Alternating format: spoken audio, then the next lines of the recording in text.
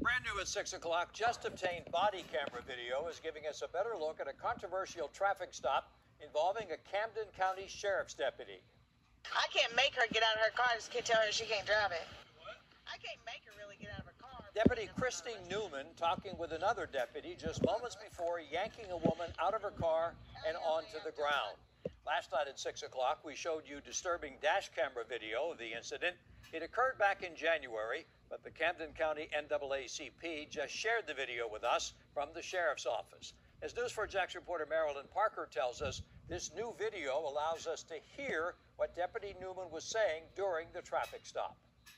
We now know that Deputy Newman didn't want the woman to drive off, but instead she wanted her to step out of the truck to explain that her license was suspended and the deputy couldn't allow her to drive. I mean, I can let her sit right here until I leave, but she's on private property at this point. This is Deputy Christine Newman's body camera from January 16th. I can't make her really get out of her car, if I'm not arresting her.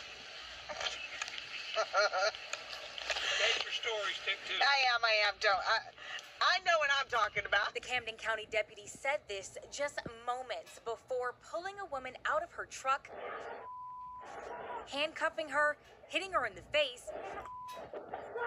then throwing her by her hair into the hood of her patrol car.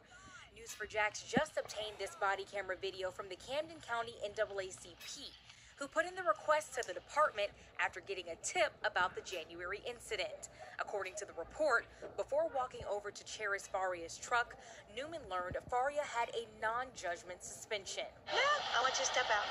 I'd like to stay with you because there's a reason why. Yeah, I want you to step out.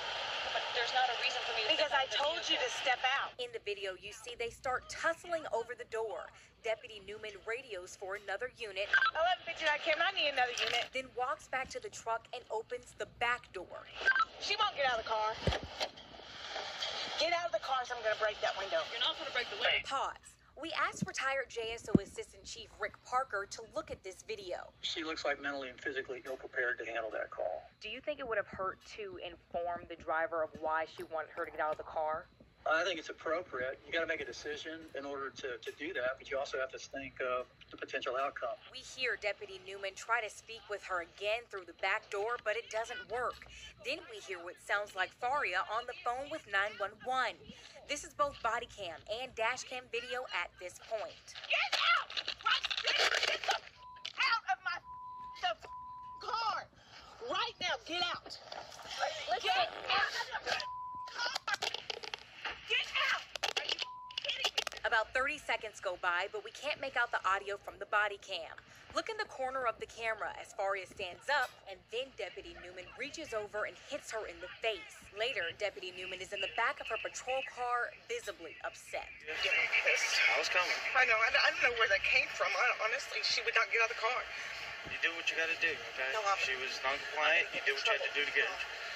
I didn't hurt her when she was in trouble. There's potentially a little blackout period, and that should be of really serious concern for her supervisors. Multiple punches to a handcuffed person accomplish absolutely nothing, and it looks personal. Clearly it looks personal, and that's done when you're completely out of control. I wasn't even arresting her. I asked her to step out so I could talk to her about it because she can't drive off. We just got Deputy Newman's personnel file from the Camden County Sheriff's Office. We learned that she's been in law enforcement for 5 years. She only has one complaint against her. That's from this situation that was back in January. A month after that, she was praised for the way she handled the situation. And then in March, we learned that she was named Deputy of the Month.